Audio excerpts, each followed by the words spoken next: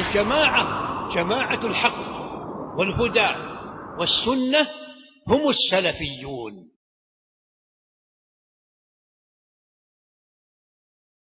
إن الحمد لله نحمده ونستعينه ونستغفره ونعوذ بالله من شرور أنفسنا ومن سيئات أعمالنا. من يهده الله فلا مضل له ومن يضلله فلا هادي له. وأشهد أن لا إله إلا الله وحده لا شريك له وأشهد أن محمدا عبده ورسوله. يا أيها الذين آمنوا اتقوا الله حق تقاته ولا تموتن إلا وأنتم مسلمون. يا أيها الناس اتقوا ربكم الذي خلقكم من نفس واحدة وخلق منها زوجها وبث منهما رجالا كثيرا ونساء واتقوا الله الذي تساءلون به والأرحام إن الله كان عليكم رقيبا. يا أيها الذين آمنوا اتقوا الله وقولوا قولا سديدا يصلح لكم أعمالكم ويغفر لكم ذنوبكم ومن يطع الله ورسوله فقد فاز فوزا عظيما. أما بعد فإن خير الحديث كتاب الله وخير الهدي هدي محمد صلى الله عليه وسلم وشر الأمور محدثاتها وكل محدثة بدعة وكل بدعة ضلالة وكل ضلالة في النار. فأعوذ بالله السميع العليم من الشيطان الرجيم وما ينطق عن الهوى إن هو إلا وحي يوحى. ہر قسم کی حمد و ثنا عظمت و جلال اللہ سبحانہ و تعالیٰ کے لائق و زیبا ہے، جس نے ہم سب کو اس کی عبادت کے لیے پیدا کیا، اور نبی اکرم صلی اللہ علیہ وسلم پر درود و سلام نازل ہو کہ جن کی سنت کے ذریعے سے اللہ تعالیٰ نے ہم سب کی رہنمائی کی، صلوات اللہ وسلامہ وبرکاتہ علیہ. معزز حاضرین جمعہ، ہمارا یہ اعتقاد ہے کہ جس طرح قرآن مجید اللہ تبارک و تعالیٰ کی وحی ہے، اسی طرح حدیثیں اور سنتیں بھی اللہ تبارک و تعالیٰ کی وحی ہیں. جس طرح قرآن اللہ کی طرف سے ہے، اسی طرح حدیثیں اور سنتیں بھی اللہ کی طرف سے ہیں. رسول اکرم صلی اللہ علیہ وسلم کی سنت بھی قرآن ہی کی طرح دلیل اور حجت ہے. جس طرح قرآن سے احکام لیے جاتے ہیں، اسی درجے میں سنتوں سے احکام لیے جاتے ہیں. جس طرح قرآن کا انکار کفر ہے، اسی طرح حدیثوں کا انکار کفر ہے. رسول اکرم صلی اللہ علیہ وسلم کی جو بات آپ سے ثابت ہو وہ اللہ تبارک و تعالیٰ کی وحی ہے. احادیث اور سنتوں میں اللہ کے نبی صلی اللہ علیہ وسلم کی حدیث جبریل معروف اور مشہور حدیث ہے. یہ وہ حدیث ہے جس میں دین اسلام کے مراتب کو بتایا گیا، دین کے مراتب کو بتایا گیا. بلکہ اس حدیث کو بعض اہل علم نے کہا کہ یہ ام السنہ ہے. جس طرح قرآن مجید سورۃ الفاتحہ کو ام القرآن کہتے ہیں، ام الکتاب کہتے ہیں، پورے قرآن مجید کا خلاصہ کہا جاتا ہے. سورۃ الفاتحہ کو اسی طرح حدیث جبریل کو اہل علم نے کہا کہ یہ ام السنہ ہے، سنتوں کا خلاصہ، پوری حدیثوں کا خلاصہ اور نچوڑ، پورے دین کا نچوڑ ہے حدیث جبریل. کیا ہے حدیث جبریل؟ صحیح مسلم کی حدیث ہے. حضرت عمر بن خطاب رضی اللہ عنہ سے روایت کرتے ہیں، پوری تفصیل کے ساتھ وہ بیان کرتے ہیں. حضرت عمر بن خطاب رضی اللہ عنہ کہتے ہیں، كنا عند رسول الله صلى الله عليه وسلم ذات يوم إذ طلع علينا رجل شديد بياض الثياب شديد سواد الشعر لا يرى عليه أثر السفر ولا يعرفه منا أحد حتى جلس إلى النبي صلى الله عليه وسلم فأسند ركبتيه إلى ركبتيه ووضع كفيه على فخذيه وقال يا محمد أخبرني عن الإسلام. قال الإسلام أن تشهد أن لا إله إلا الله وأن محمد رسول الله وتقيم الصلاة وتؤتي الزكاة وتصوم رمضان وتحج البيت إن استطعت إليه سبيلا. قال صدقت. قال فعجبنا له يسأله ويصدقه. وقال أخبرني عن الإيمان. قال أن تؤمن بالله وملائكته وكتبه ورسله واليوم الآخر وتؤمن بالقدر خيره وشره. قال صدقت. قال فأخبرني عن الإحسان. قال أن تعبد الله كأنك تراه فإن لم تكن تراه فإنه يراك. قال فأخبرني عن الساعة. قال ما المسؤول عنها بأعلم من السائل. قال فأخبرني عن أماراتها. قال أن تلد الأمة ربتها وأن ترى الحفاة العراة العالة رعاء الشاة يتطاولون في البنيان.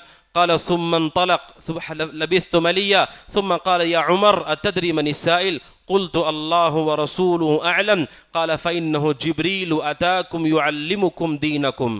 یہ صحیح مسلم کی مفصل حدیث ہے جو حضرت عمر بن خطاب رضی اللہ عنہ روایت کرتے ہیں.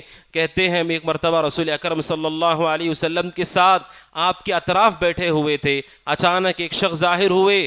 کہتے ہیں وہ شخص کی کیفیت یہ تھی شدید بیاض ثیاب، بالکل سفید لباس انہوں نے پہنا تھا. شدید سواد الشعر، ان کے سر کے بال بالکل کالے اور سیاہ تھے. لا یرا علیہ اثر السفر، ان کے اوپر سفر کے نشانات بھی نہیں تھے. ولا یعرف منا احد، اور کوئی بھی ہم میں سے انہیں پہچانتا نہیں تھا. یعنی حضرت عمر بن خطاب رضی اللہ عنہ بیان کرتے ہیں کہ ایسے شخص اللہ کے رسول کے پاس آئے کہ جن کی کیفیت یہ تھی کہ سفید لباس میں ہیں اور کوئی صحابی انہیں نہیں پہچانتے تھے. اگر وہ مدینہ کے ہوتے تو پہچان لیے جاتے. دوسرا مسئلہ یہ تھا کہ اتنے سفید لباس میں وہ تھے کہ سفر کے آثار اس پر نہیں تھے، اس لیے کہ سفید لباس میں اگر کوئی سفر کرے تو سفید بھی باقی نہیں رہ جاتی ہے، گرد و غبار اس پر رہتی ہے. حضرت عمر کہتے نہ سفیدی کم ہوئی تھی نہ کوئی ہمیں پہچانتا تھا. یعنی ان کا معاملہ عجیب تھا کہ یہ کون شخص ہیں. یہاں تک کہ رسول اکرم صلی اللہ علیہ وسلم کے پاس آئے اور آ کر کے بیٹھ گئے. کس طرح؟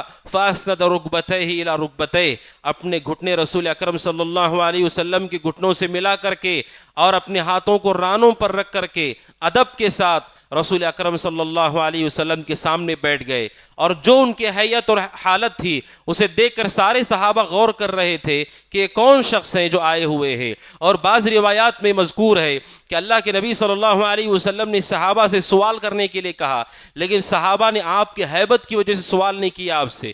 بعد میں یہ شخص ظاہر ہوئے اور رسول اکرم صلی اللہ علیہ وسلم کے پاس آ کر بیٹھ گئے. اور بیٹھنے کے بعد کہتے ہیں یا محمد اخبرنی عن الاسلام، کہا اے محمد مجھے اسلام کے بارے میں بتائیے. رسول اکرم صلی اللہ علیہ وسلم سے پہلا سوال اسلام کیا ہے؟ رسول اکرم صلی اللہ علیہ وسلم کا جواب، آپ نے ارکان اسلام انہیں بیان کیے. جب اسلام کہا جاتا ہے اس میں ارکان اسلام سب سے اہم اور مقدم ہے.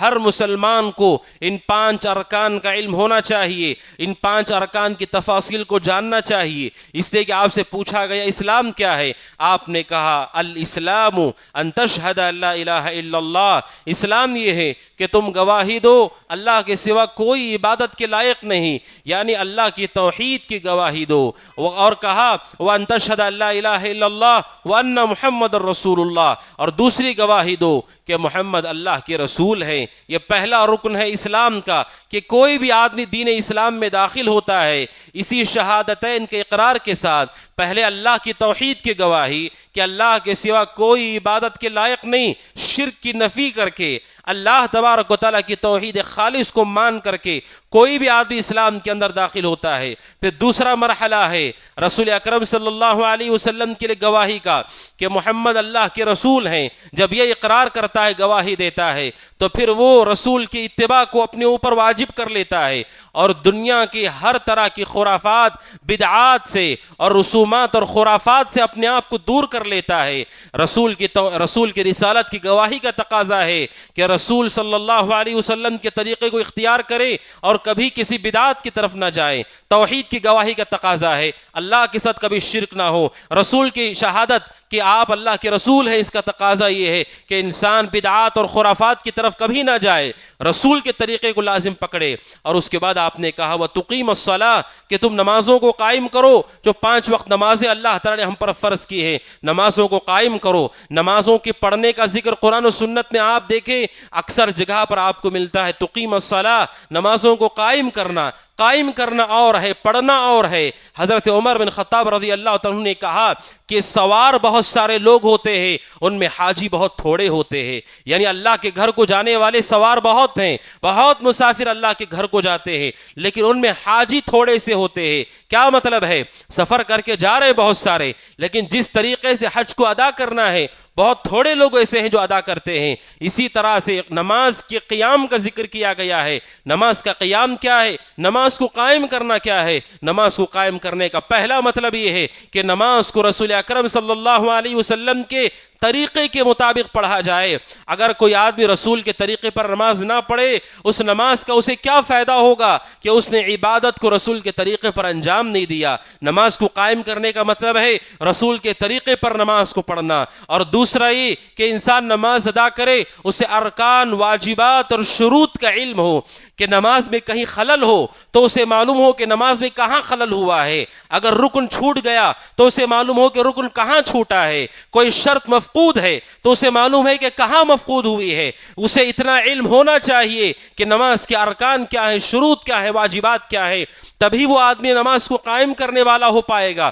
ورنہ نماز میں سہو ہو گیا، اور بسا اوقات ہو سکتا ہے امام سے سہو ہو گیا، مقتدی سے سہو ہو گیا، نماز پڑھ کے آدمی چلا جاتا، اسے نہیں معلوم کیا ہوا. کیوں؟ کیونکہ اس کے پاس علم نہیں ہے، اس نے نماز کو قائم نہیں کیا. نماز کو قائم کرنے کا مطلب یہ ہے اس کے شروط، ارکان، واجبات کو انسان صحیح معنوں میں ادا کرے. تیسرا، نماز کو اس کے اوقات میں پڑھتا ہو، اس لیے کہ آپ جانتے ہیں اللہ سبحانہ وتعالی نے کہا ان الصلاۃ کانت علی المؤمنین کتابا موقوتا، نماز کا ایک وقت اللہ نے مقرر کیا ہے، اس وقت میں نماز کو پڑھے، اول وقت میں نماز کو ادا کرے. اور نماز کو قائم کرنے کا چوتھا مطلب یہ ہے کہ نماز پڑھے، خشوع خضوع کے ساتھ پڑھے، توجہ کے ساتھ پڑھے. کوئی آدمی ظاہری طور پر سنت کے مطابق نماز پڑھتا ہے، لیکن اس کا دل اگر نماز میں نہ ہو تو اس کی نماز کا اسے کیا فائدہ ہوگا.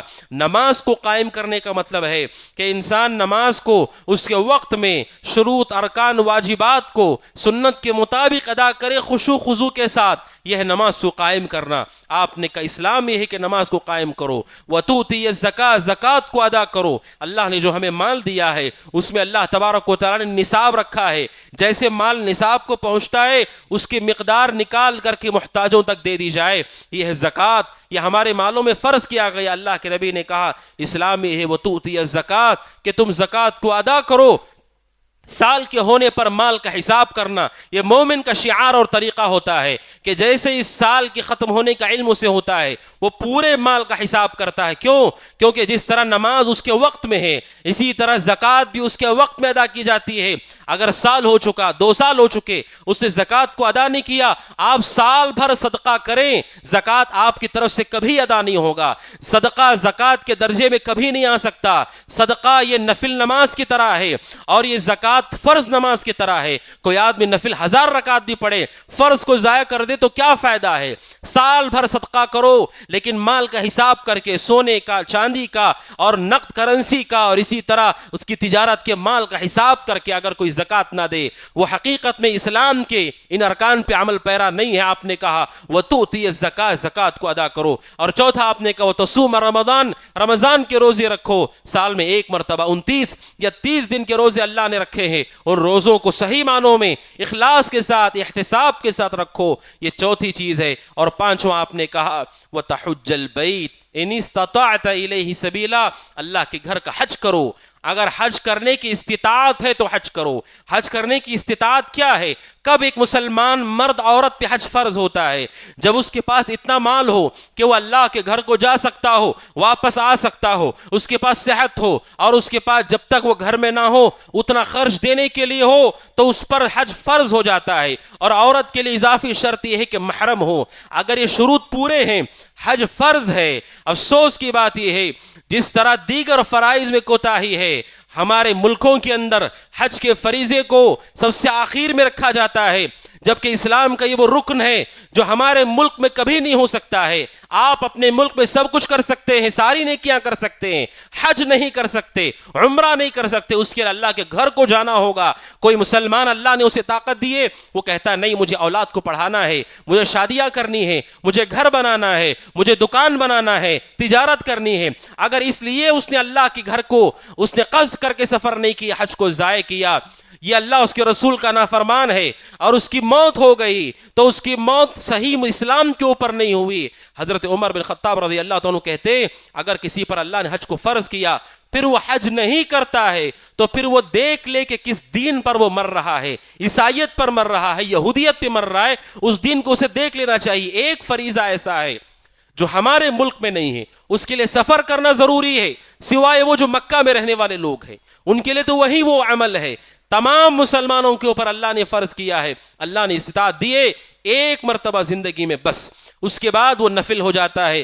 رسول اکرم صلی اللہ علیہ وسلم نے کہا اے لوگوں بے شک اللہ نے حج کو تم پہ فرض کیا ہے لہٰذا حج کرو. کتنے ایسے مسلمان ہیں جنہوں نے یہ کہا میں پہلے گھر بناؤں, شادیاں کروں, دکان کروں, پھر اس کے بعد میں حج کروں گا. اللہ تعالیٰ نے انہیں اس نیکی سے محروم کر کے انہیں موت دے دی اور مر گئے. ایک دو لوگ نہیں, کتنے ایسے لوگ ہیں جن کی تمنا تھی کہ زندگی کے آخری مرحلے میں حج کریں گے, لیکن اللہ تبارک و تعالیٰ نے اس سے انہیں محروم کر دیا. کیوں؟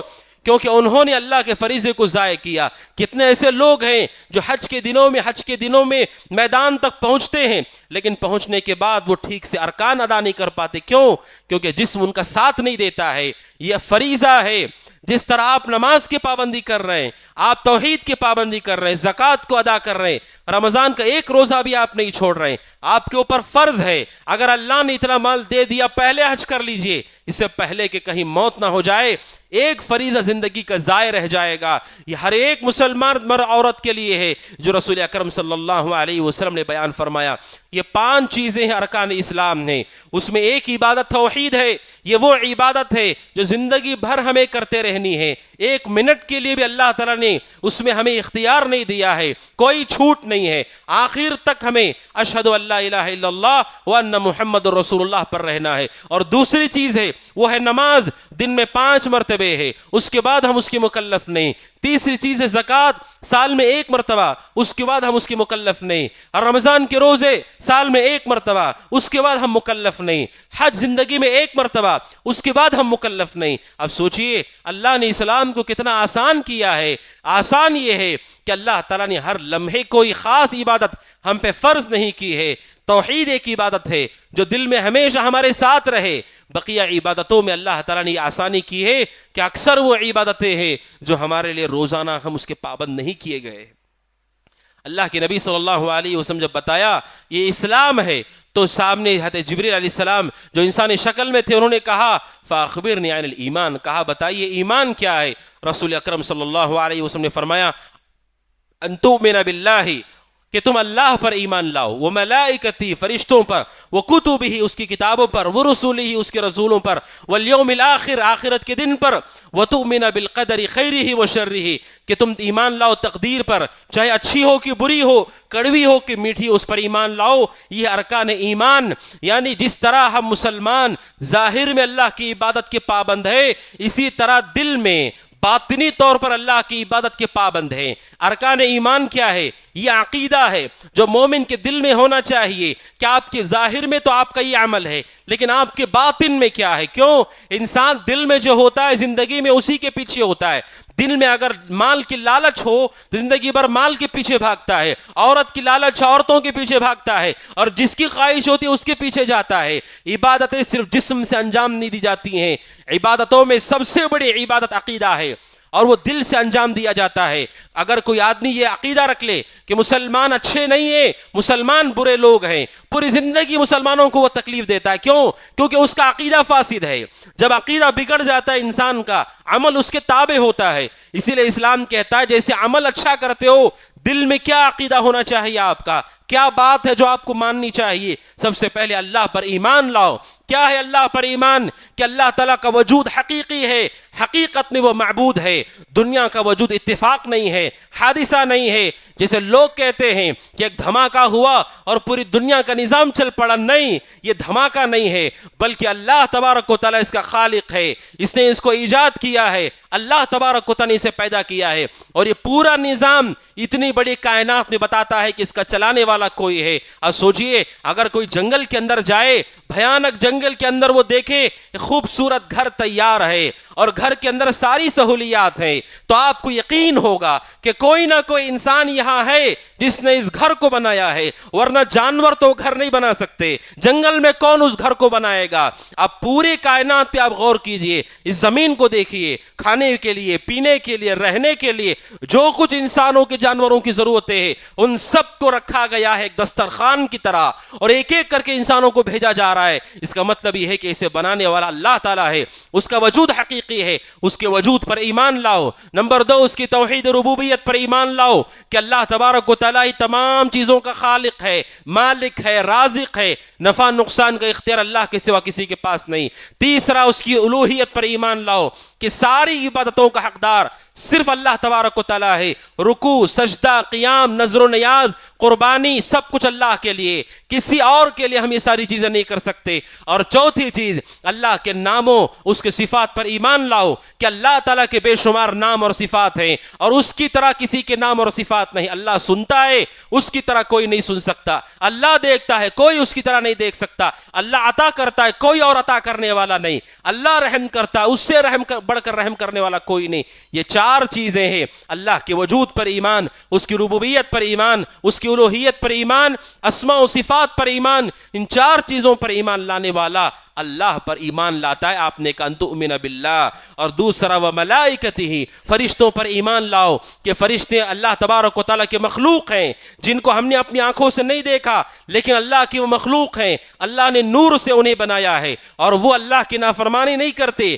لا یعصون اللہ ما امرہم ویفعلون ما یؤمرون، اللہ کی نافرمانی نہیں کرتے. فرشتوں پر ایمان لاؤ کہ ان کا وجود حقیقی ہے اور اللہ تعالیٰ نے مختلف کاموں کی ذمہ داریاں انہیں دی ہیں. کچھ فرشتے وہ ہیں جو انسان کی نیکی اور گناہ لکھ رہے ہیں، کچھ فرشتے وہ ہیں جو موت پر مقرر ہیں، کچھ فرشتے وہ ہیں جو بارش پر مقرر ہیں، کچھ فرشتے وہ جو جہنم پر مقرر ہیں، کچھ فرشتے جنت پر مقرر ہیں. یہ اللہ کے مخلوق ہیں، ان پر ایمان لاؤ، اس کا انکار نہ کرو. اگر کوئی فرشتوں کا انکار کر دے وہ دائرہ اسلام سے خارج ہے. کیوں؟ کیونکہ اس نے اللہ کی تکذیب کی. اللہ تعالیٰ جب یہ کہتا ہے کہ فرشتوں کا وجود ہے، ان کی ذمہ داریاں ہیں، لہٰذا فرشتوں پر ہمارا ایمان ہو. ان تؤمن باللہ وملائکتہ.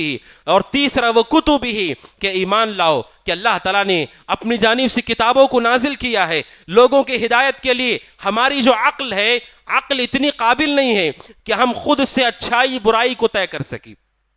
ہماری عقل اتنی بڑی نہیں ہے کہ ہم خود سے طے کر سکیں کہ اللہ کو کیا پسند ہے، کیا ناپسند ہے، کیا اچھا ہے، کیا برا ہے. اس لیے ہر آدمی کی سوچ الگ ہے، مزاج الگ ہے، تعامل الگ الگ ہے. لہٰذا اللہ نے وہ کتب ہی کتابوں کو نازل کیا جس میں اللہ نے ہدایت رکھی اور لوگوں کی رہنمائی کی ہے. تورات، انجیل، زبور، اور چوتھی کتاب ہے جس کا ذکر قرآن مجید میں ہے وہ قرآن، جو کہ آخری کتاب ہے. اس کے بعد کوئی اور کتاب اتاری نہیں جائے گی. اس پر ایمان لاؤ کہ ان کتابوں کو اللہ نے ہدایت کا ذریعہ بنایا. قرآن سے پہلے جو کتابیں ہیں ان کو منسوخ کر دیا گیا، اب ان پر عمل کرنا جائز نہیں، اب انہیں پڑھ کر کے ہدایت پانا جائز نہیں. رسول اکرم صلی اللہ علیہ وسلم نے اسے منع کر دیا. اب کوئی کتاب ہدایت کے لیے تو قرآن مجید ہے، اسی کے ذریعے سے حق و باطل کا فیصلہ ہوگا.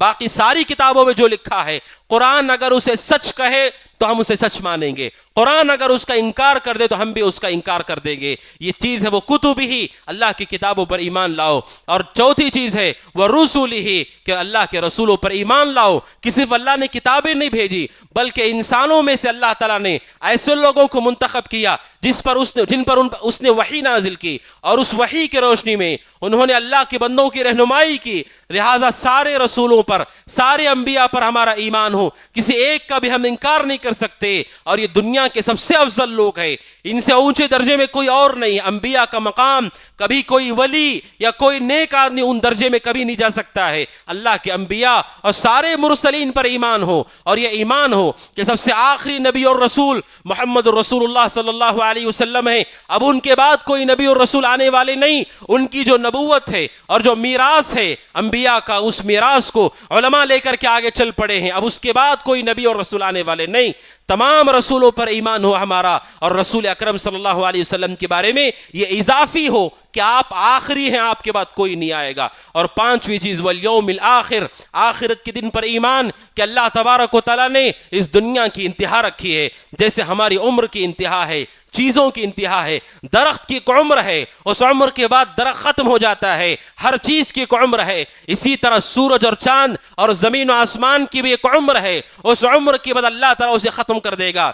ہمیشہ رہنے والا صرف اللہ ہے. کل من علیہا فان ویبقى وجہ ربک ذو الجلال والاکرام. آخرت کے دن پر ایمان لانا کہ اللہ تعالیٰ ساری چیزوں کو فنا کر دے گا اور دوبارہ سے اللہ تعالیٰ ہمیں اپنی قبروں سے اٹھا کر کھڑا کرے گا اور وہاں پر ہمیں اپنے اعمال کا حساب دینا ہوگا اور جنت و جہنم کا فیصلہ ہوگا. یہ پانچویں چیز ہے اللہ کے آخرت کے دن پر ایمان. اور چھٹویں چیز ہے وَأَن تُؤْمِنَ بِالْقَدَرِ خَيْرِهِ وَشَرِّهِ، تقدیر پر ایمان لانا، چاہے میٹھی ہو کہ کڑوی ہو، ہر چیز کو اللہ نے لکھ دیا ہے. انسانوں کی تخلیق سے 50,000 سال پہلے سارے انسانوں کی تقدیروں کو لکھا گیا ہے. جو چیز ہمیں ملنے والی ہے وہ مل کر رہے گی، جو چھوٹنے والی ہے وہ چھوٹ کر رہے گی. تقدیر پر مضبوط ایمان ہو. جو آدمی تقدیر پر ایمان رکھتا ہے کبھی اس کے دل میں غیر اللہ کا خوف راسخ نہیں ہوتا، نہ غیر اللہ کی امید اس کے دل میں ہوتی ہے. جب اسے یہ معلوم ہے کہ میرے خالق نے جو طے کیا ہے اتنا مجھے مل کر رہے گا. یہی بات اللہ کے نبی نے ابن عباس سے کہی رضی اللہ تعالیٰ عنہما.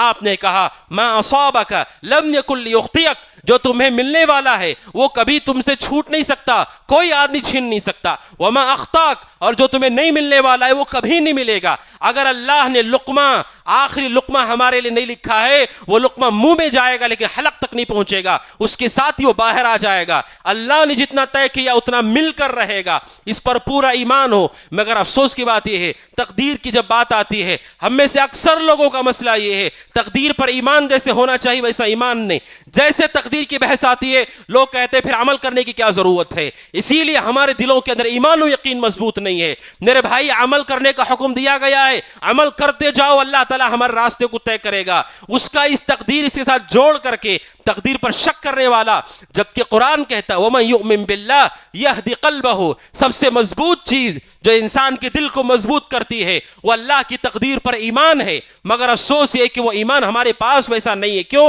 جب بھی تقدیر کے بحث آتی ہے سوالات لے کر کے لوگ آ جاتے ہیں. کیوں؟ کیونکہ ان کے پاس علم نہیں. ابھی تک ہم نے یہ مسئلہ حل نہیں کیا کہ عمل کرنا ہماری ذمہ داری ہے. اللہ نے ہمیں پیدا کیا عبادت کے لیے، عمل کرتے جاؤ اور جو اللہ نے طے کیا اس پر ہمارا ایمان ہو. لہٰذا دنیا میں کوئی نفع یا کوئی نقصان ہو، ہمارا عقیدہ ہے جو اللہ نے طے کیا وہی ہوگا، اگر اللہ نے طے نہیں کیا تو وہ نہیں ہوگا. یہ مضبوط ایمان ہمارا ہونا چاہیے. اور اگر ابھی تک تقدیر کا مسئلہ ہم نے حل نہیں کیا ہے تو پہلی فرصت میں اسے حل کر لیجئے، کیونکہ اگر تقدیر پر ایمان نہیں ہے اللہ تعالیٰ ہم سے کوئی نیکی کو قبول نہیں کرے گا. کیونکہ صحیح مسلم کی حدیث جہاں امام مسلم نے نقل کی ہے، عبداللہ بن عمر رضی اللہ عنہما جو اپنے والد سے حدیث کو بیان کرتے وہ کہتے کہ اس ذات کی قسم، اللہ تبارک و تعالیٰ کی قسم کھا کر کے وہ کہتے ہیں اگر کوئی آدمی پورا احد پہاڑ برابر سونا خرچ کر دے، تقدیر پر ایمان نہیں ہے تو اللہ کوئی چیز قبول نہیں کرتا ہے.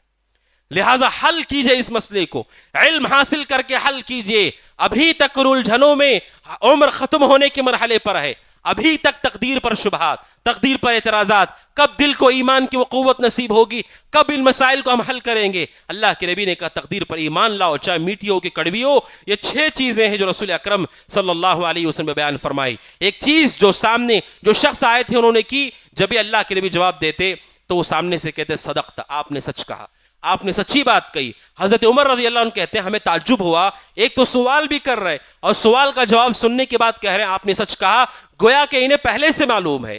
تو حضرت عمر رضی اللہ عنہ کہتے ہیں ہمیں تعجب ہوا کہ ایسا کیوں کر رہے ہیں. ایک تو ان کا لباس، ان کے بال، ایک تو سفر سے آئے ہیں کوئی نشانی نہیں مل رہی ہے، کوئی صحابی پہچانتے نہیں ہیں، اور رسول کے جواب پر یہ کہہ رہے آپ نے سچ کہا، آپ نے سچ کہا. صحابہ ایسا نہیں کرتے تھے، جو رسول بیان کرے اسے سن لیتے تھے، لیکن یہ شخص کہہ رہے آپ نے سچ کہا تو صحابہ کو تعجب ہوا آخر یہ کون ہے. تو پھر اس کے بعد انہوں نے تیسرا سوال کیا کہ فاخبرنی عن الاحسان، بتائیے احسان کیا ہے. احسان کیا ہے؟ آپ نے کہا ان تعبد اللہ کأنک تراہ فإن لم تکن تراہ فإنہ یراک. کا احسان کیا ہے؟ اللہ کے نبی نے کہا احسان یہ ہے اللہ کی عبادت ایسے کرو گویا کہ تم اللہ کو دیکھ رہے ہو. یہ ہے مقام مشاہدہ، گویا کہ ہم اللہ کو دیکھ رہے ہیں. اگر یہ پیدا نہیں ہوتا دل میں، کم از کم اتنا احساس کرو فإنہ یراک، کہ وہ تمہیں دیکھ رہا ہے. کیا مطلب ہے؟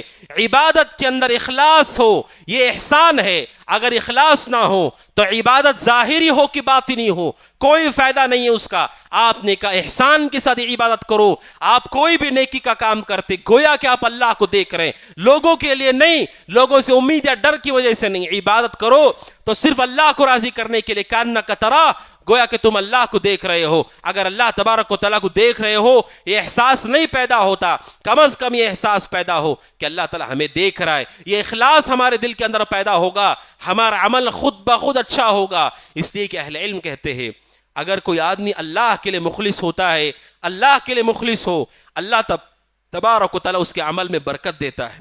اللہ تعالیٰ اسے استقامت دیتا ہے، اللہ تبارک و تعالیٰ اسے ثبات قدمی دیتا ہے، اللہ تبارک و تعالیٰ اس کے عمل کو قبول کرتا ہے۔ اگر اخلاص کے ساتھ نیکی ہو اللہ تبارک و تعالیٰ ثبات قدمی بھی دیتا ہے، قبول بھی کرتا ہے، برکت بھی دیتا ہے، فائدہ بھی ہوتا ہے۔ لہٰذا عبادت کرو گویا کہ تم اللہ تعالیٰ کو دیکھ رہے ہو۔ اسی لیے رسول اکرم صلی اللہ علیہ وسلم نے عبداللہ بن عمر رضی اللہ عنہما سے کہا کہ جب انہوں نے اللہ کے نبی صلی اللہ علیہ وسلم سے وصیت کے لیے کہا، آپ علیہ الصلوۃ والسلام نے عبداللہ بن عمر سے کہا صلی صلاۃ مودع، آپ نے کہا ایسے نماز پڑھو گویا کہ تم دنیا کو الوداع کرنے والے ہو، اللہ کے پاس جانے والے ہو۔ کوئی بھی نیکی کرو تو ہمیں گمان ہونا چاہیے ہو سکتا ہے یہ آخری نیکی ہو، اس کے بعد نیکی کا موقع نہ ملے، تو جب یہ احساس ہمارے دل میں ہوگا، اللہ سے ملاقات کا احساس ہوگا، ہمارے اعمال کے اندر اخلاص پیدا ہوگا۔ اگر اخلاص نہ ہو میرے محترم بھائیوں، ظاہری عمل کا بھی کوئی فائدہ نہیں، باطنی عمل کا بھی کوئی فائدہ نہیں۔ یہ تین چیزیں ہیں الاحسان، اسے کہتے ہیں مراتب الدین، دین کے یہ مراتب ہیں۔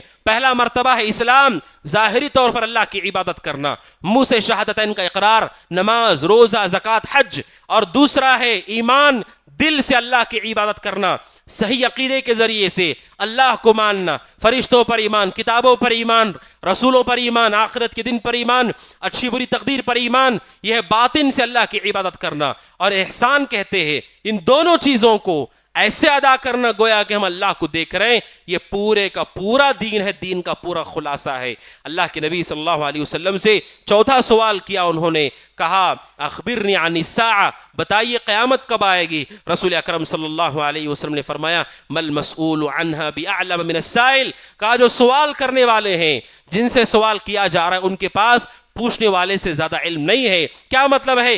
جیسے تمہیں نہیں معلوم ہے ویسے مجھے بھی نہیں معلوم کہ قیامت کب آئے گی۔ تو انہوں نے پانچواں سوال کیا، کہا فاخبرنی عن اماراتها، کہا قیامت کا علم نہیں تو بتائیے قیامت کی نشانیاں کیا ہے؟ آپ نے کہا قیامت کی نشانی یہ ہے ان تلد الامۃ ربتها، آپ نے کہا کہ لونڈی اپنے مالک کو جنم دے گی، ان تلد الامۃ ربتها، اپنی مالکن کو جنم دے گی۔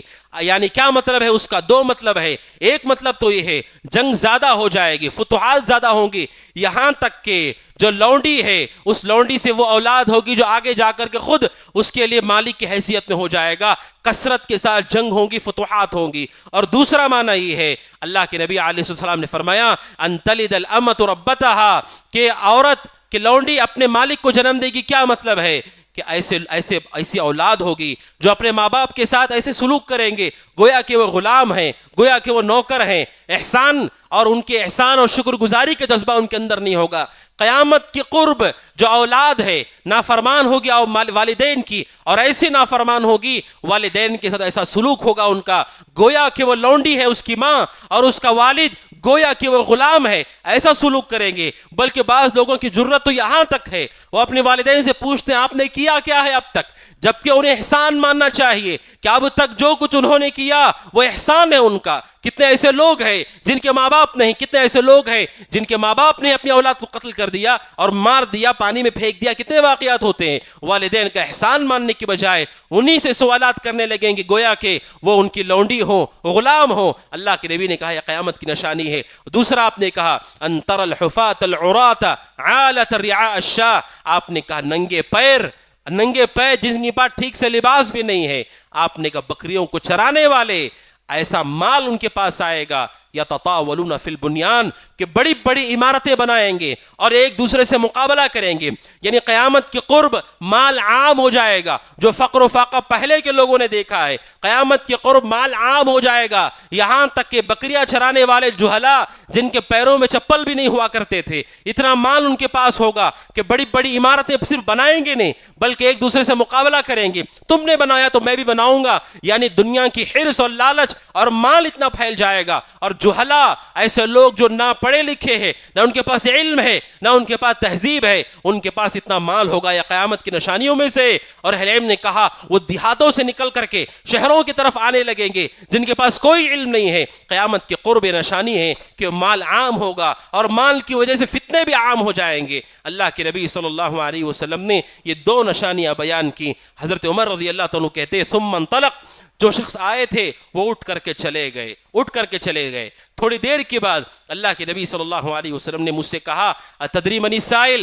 آپ نے کہا عمر جانتے ہو کون ہے سائل، کون ہے جو میرے پاس سوالات کرنے کے لیے آئے تھے؟ حضرت عمر رضی اللہ عنہ نے کہا اللہ و رسول عالم، اللہ اس کے رسول بہتر جانتے ہیں. آپ نے کہا فإنه جبریل اتاکم یعلمکم دینکم، کہا کہ وہ جبریل علیہ السلام تھے جو تمہیں دین سکھانے کے لیے آئے تھے. سبحان اللہ، یہ وہ حدیث ہے جو حدیث ہر مسلمان کو یاد کرنا چاہیے، اپنی اولاد کو سکھانا چاہیے، اپنی بیوی بچوں کو سکھانا چاہیے، والدین کو بتانا چاہیے، کیونکہ اللہ کے نبی نے کہا جبریل دین سکھانے کے لیے آئے تھے.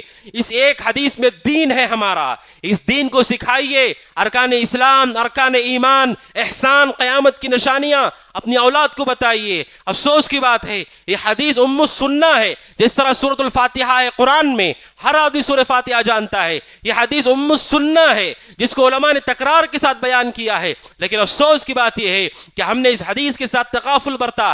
ہمیں بھی یاد رہی، ہماری اولاد کو بھی یاد نہیں. ارکان ایمان، ارکان اسلام، بڑے بڑے لوگ اس میں خلط ملط کر لیتے ہیں. جب ہمیں خود نہیں معلوم ارکان اسلام کیا ہے، ارکان ایمان کیا ہے، احسان کیا ہے، تو آنے والوں کو ہم کیا سکھائیں گے؟ اس حدیث کے راوی ہے عمر بن خطاب. انہوں نے یہ پوری حدیث اپنے بیٹے عبداللہ بن عمر کو سکھائی. اور عبداللہ بن عمر کے سامنے جب لوگ آ کر کے پوچھتے ہیں کہ ہمارے یہاں پر کچھ لوگ تقدیر کا انکار کر رہے، تو عبداللہ بن عمر نے کہا جو تقدیر کا انکار کرتا ہے اللہ اس کا کوئی عمل قبول نہیں کرے گا.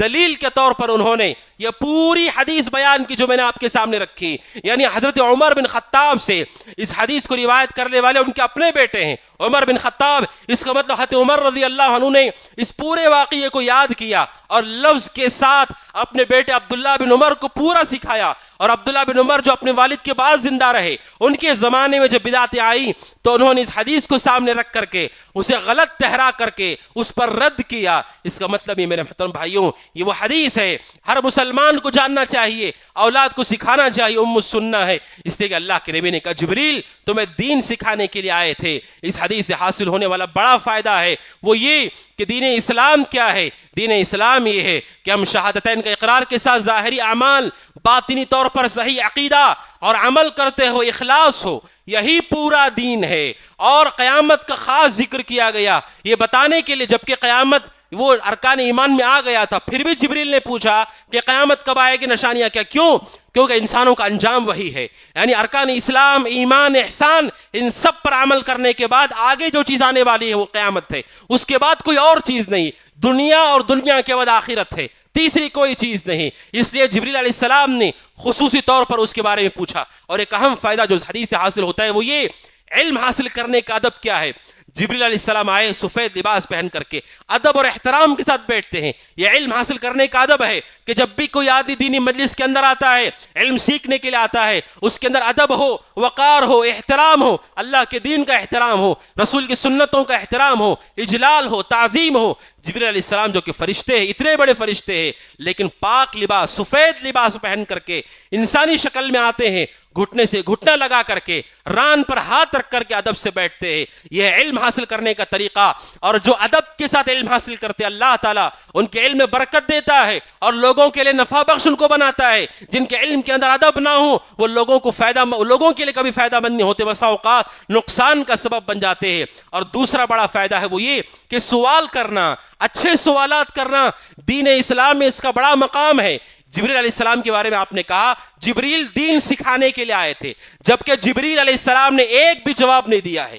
حضرت جبریل نے صرف سوالات کیے ہیں. اس کا مطلب علماء کہتے ہیں حسن السؤال نصف العلم، کہتے ہیں اچھا سوال یہ آدھا علم ہے، آدھا دین ہے. یہ یعنی جو ہمیں نہیں معلوم اس کے بارے میں پوچھ کر کے معلومات حاصل کرنا، یہ آدھا دین ہے. آدھا آپ کے پاس ہے سوال، آدھا سامنے والے علم والے کے پاس ہے. جبریل علیہ السلام نے بتایا سوال کرو تو فائدے مند سوال کرو، جس کے ذریعے سے ہمارا ایمان صحیح ہو، عقیدہ صحیح ہو، منہج صحیح ہو، فکر صحیح ہو، اخلاق صحیح ہو، گناہوں سے ہم لوٹ سکیں. ایسے سوالات کرنا. حضرت جبریل علیہ السلام نے کیا سوالات کیے؟ اسلام کیا ہے، ایمان کیا ہے، احسان کیا ہے، قیامت کی نشانیاں کیا ہیں. یہ وہ سوالات فائدے مند ہیں، وہ سوالات جس سے انسان کا عقیدہ ایمان درست ہوتا ہو. اور تیسرا فائدہ جس حدیث سے معلوم ہوتا ہے وہ یہ کہ انسان کے پاس اگر پہلے سے علم ہو، معلوم ہے اسے پہلے سے، اس کے باوجود وہ عالم دین سے سوال کرتا ہے تاکہ دوسرے لوگوں کو فائدہ ہو، تو یہ عمل درست ہے، اس میں کوئی قباحت نہیں۔ حضرت جبریل علیہ السلام نے کہا صدقت، آپ نے سچ کہا، یعنی انہیں پہلے سے معلوم ہے، لیکن پھر بھی وہ سوال کر رہے ہیں۔ امام نووی رحمہ اللہ کہتے ہیں اس سے پتہ چلتا ہے کہ اگر لوگ علماء کے پاس بیٹھے ہوئے ہوں اور ایسی چیزیں پوچھ رہے ہوں جس کا فائدہ نہیں ہے یا پوچھ نہیں رہے ہیں، اور لوگ ان کے ساتھ اطراف بیٹھے ہوئے ہیں، تو تمام لوگوں کو فائدہ پہنچانے کی نیت سے اگر آپ کو معلوم ہے تب بھی آپ پوچھئے کہ سنت کا کیا مقام ہے، صحیح عقیدہ کیا ہے، صحیح منہج کیا ہے، جان بوجھ کر کے ایسے سوالات کرنا تاکہ آس پاس بیٹھے ہوئے لوگ جنہیں پوچھنے نہیں آ رہا ہے تاکہ انہیں پتا چل جائے اس کا جواب کیا ہے، یہ بھی عمل درست اور اچھا عمل ہے، شرط یہ کہ اس کا مقصد اخلاص ہو۔ اس لیے کہ بعض سلف نے کہا کہ اگر کوئی آدمی جو چیز جانتا ہے اس کا سوال کرتا ہے تو وہ ریاکار ہے۔ امام وقی نے کہا وہ ریاکار ہے۔ سلف اسے ریاکار مانتے تھے، گنہگار مانتے تھے جو کسی عالم سے وہ سوال کرتا ہے جو پہلے سے اسے معلوم ہے۔ کیوں؟ کہا کہ اس کا مقصد یہ ہے تمام لوگوں کو دکھا سکے کہ اس کے پاس کتنا علم ہے، یہ ریاکار اور گنہگار انسان ہے۔ لیکن اگر اس کی نیت یہ ہے عام لوگوں کو فائدہ پہنچانے کے لیے، گھر میں کبھی عالم آئے ہیں یا مسجد میں ہے، کہیں پر بھی ہے، لوگ اطراف میں ہیں، ایسے سوالات پوچھئے تاکہ انہیں بھی کوئی فائدہ ہو۔ اس حدیث سے حاصل ہونے والے فوائد میں سے اور اسی طرح سے آخری فائدہ ہے وہ یہ، اس حدیث سے جو حاصل ہوتا ہے، مومن کو چاہیے کہ جن چیزوں کا اسے علم ہے اس کا جواب دے، جن چیزوں کا علم نہ ہو اس میں وہ خاموشی اختیار کر لے۔ اللہ کے نبی نے پورے جوابات دیے۔ جب قیامت کے بارے میں سوال ہوا، اتنے بڑے نبی اور رسول ہونے کے باوجود چونکہ قیامت کا علم اللہ کے نبی کے پاس نہیں تھا، آپ نے کہا میرے پاس اس کا علم نہیں ہے، یعنی یہ سنت ہے جس کا ہمیں علم نہ ہو ہم کہہ دیں اللہ عالم، اللہ بہتر جانتا ہے، ہر چیز کا جواب دینے کی کوشش نہ کرے۔ اور اسی طرح سے یہ ادب ہے کہ جب علم والے موجود ہوں، علم والے گفتگو کر رہے ہوں، دوسروں کو اس میں نہیں بولنا چاہیے۔ اسی لیے سفیان ثوری رحمہ اللہ کہتے ہیں نہینا عن الکلام عند کبرائنا، ہم نے جو سلف سے طریقہ سیکھا ہے وہ یہ کہ جب علم والے لوگ بات کر رہے ہوں، علماء بات کر رہے ہوں، تو دوسروں کو خاموش رہنا چاہیے۔ یہ ادب کا تقاضا ہے تاکہ ہمارے اندر علم کا احترام پیدا ہو، دوسروں کو اس سے فائدہ ہو سکے۔ یہ میرے محترم بھائیوں حدیث جبریل سے حاصل ہونے والے چند فوائد ہیں۔ اللہ تعالیٰ سے دعا کہ اللہ تعالیٰ ہم سب کو اس حدیث کے ذریعے سے نفع پہنچائے، اللہ تعالیٰ ہمارے ایمان کو مضبوط فرمائے، اللہ تعالیٰ ظاہری اسلام پر مضبوطی کے ساتھ ان اعمال پر، اعمال الجوارح پر عمل کرنے کی توفیق عطا فرمائے۔ اللہ تبارک و تعالیٰ ہم سب کے اعمال میں اخلاص عطا فرمائے۔ اللہ تعالیٰ تو دنیا میں رکھے، ایمان پر رکھے، عمل صالح پر رکھے، علم نافع پر، عمل صالح پر، دعوت اللہ پر، اس پر صبر پر اللہ تعالیٰ ہم سب کو باقی رکھے۔ اللہ تعالیٰ اس حال بلائے کہ اللہ تعالیٰ ہم سے راضی ہو، ہم اللہ سبحانہ وتعالیٰ سے راضی ہو۔ قولوا قولی ھذا واستغفر اللہ لی ولکم ولسائر المسلمین من کل ذنب وخطیئہ فاستغفروہ انہ هو الغفور الرحیم۔ وقل جاء الحق وزهق الباطل إن الباطل كان زهوقا